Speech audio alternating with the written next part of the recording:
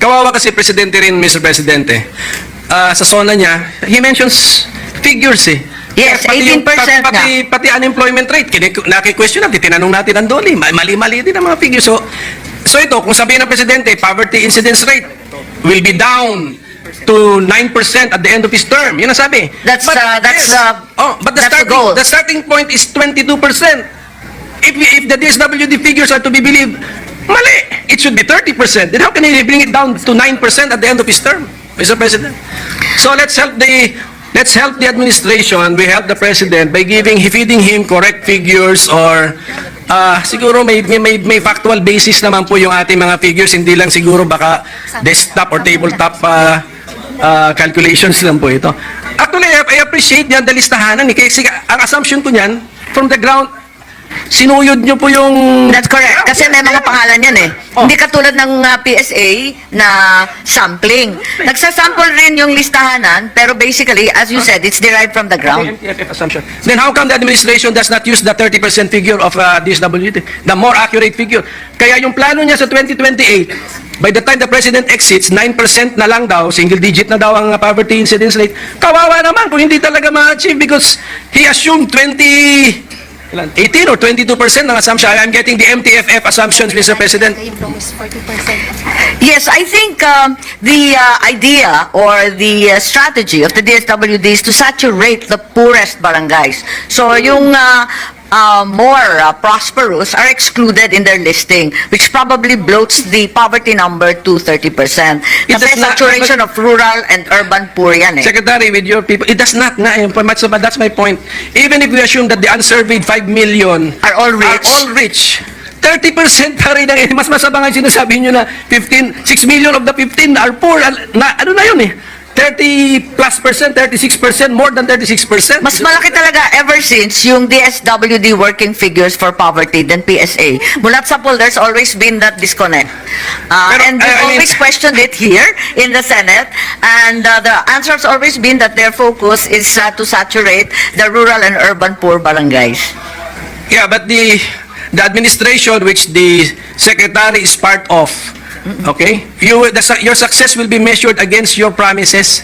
Tandaan nyo, the President promised at the end of his term, single-digit poverty incidence rate. Ang interpretation ko doon, not more than 9%. Correct. Okay.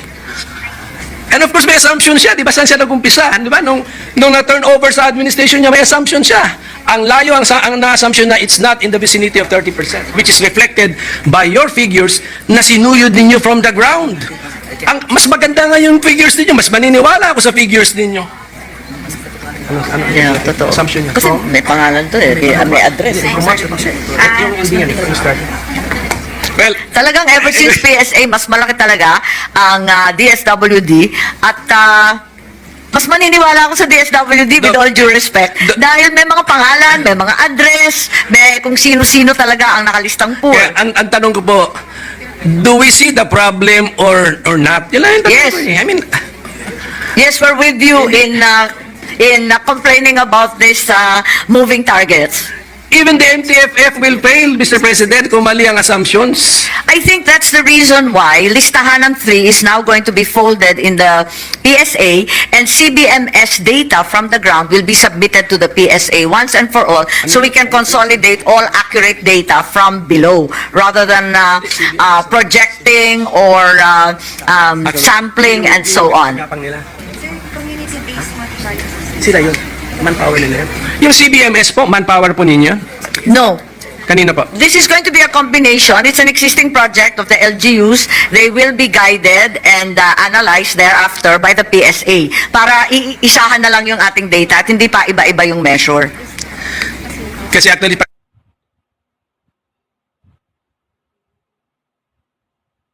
that listahanan used for any other programs? Yes, is that important for AX, for example? Ma'am, AX hindi. But for other programs, even sa other departments like the lifeline rate ng DRC. Yes, I think the listahanan, of which listahanan 3 is the last, ano? It's being used for lifeline rates for the ERC and other projects of other departments. In PhilHealth, for example, ginagamit din yan. Sa Unifast, whenever it gets paid by CHED, is also using listahanan 3 as the basis. AX IX does not. IX does not, because it's derived largely by the DSWD together with the LGU when emergencies arise. Okay. But you have computerized systems in such a way that beneficiary is a beneficiary allowed to accept the benefits of more than one program of the DSWD? Yes, they are actually. In principle, they should perhaps be called better, but the reality is there are different groups that are being addressed by different programs. So, for example, Ito lang po for the information of everybody, especially the DSWD. Kasi sorry, the Secretary is a member of the official family para ma-discuss niyo po to sa taas sa cabinet. that's correct. In your MTFF, the assumption 2021 poverty rate is 18.1. Okay. Kaya malakas ang loob ng economic planners, ng official family, and of the president to commit that at the end of his term, 9% ang poverty rate. So, okay? So just, input na lang po natin yan sa planning po ninyo kasi Pero it's the same. It's the same, still way off. ito, at least we're talking to the president's sister, so who is I our don't know sponsor? that, if that helps the Madam, okay. But I think there's a great hope pinned on the CBMS actually consolidating data once and for all. Dahil as we know, yung PSA naman very undermanned din. And the 2020 census, as a matter of fact, was finished very late dahil nga sa COVID. So talaga may problema lahat ng datos natin. Kami po minority sa Senate. Hindi kami aligned with the administration, okay?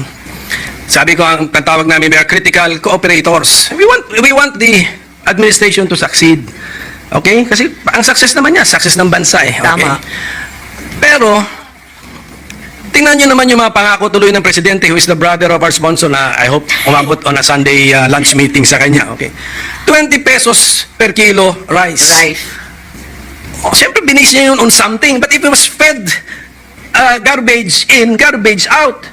Okay, ang plano sa energy, bago daw siya matapos ang kanyang termino, total household electrification. Sa hearing natin, magkano budget? 70 billion. Saan manggagaling? Di pa namin alam. O official development assistant. Sa housing. 6 million units, homes. Binabala sa 3 million. At the end of my term, 1 million a year. 1 year running, more than 1 year now. Wala pa eh, na actual term. So in-adjust na lang. 6 million housing units to be launched. Oh. I mean, and then the poverty incidence rate. No, I share the minority leader's frustration, and I do not know the president very well, but I know he has interest in mathematics. Yes. Okay. Alam ko yan. Alam ni ate siguro yan. Okay. he's math interested and in physics mathematics. major po. Math and physics. Okay. Yes po. And then he always mentions governance being science-based. Okay, science-based.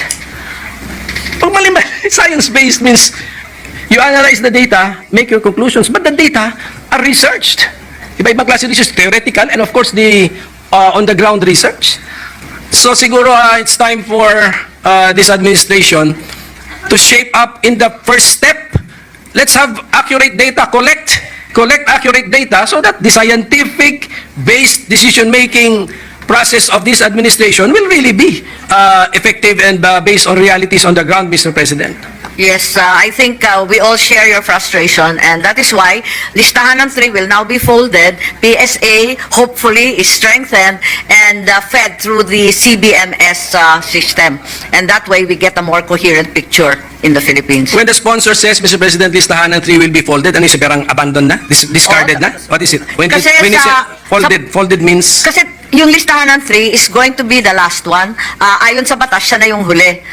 Matapos yun, PSA na at yung ibang authorities ang magbibigay ng datos. So, Yeah. PSA has in its budget now the funding, Yan ang problema. the funding for the groundwork necessary to create another meron list. yung CBMS. Kasi ayon sa CBMS law, mag-umpisa na yung CBMS to gather with 679 LGUs, and the LGUs have funded it. So we are hoping that with CBMS, the data quality is improved.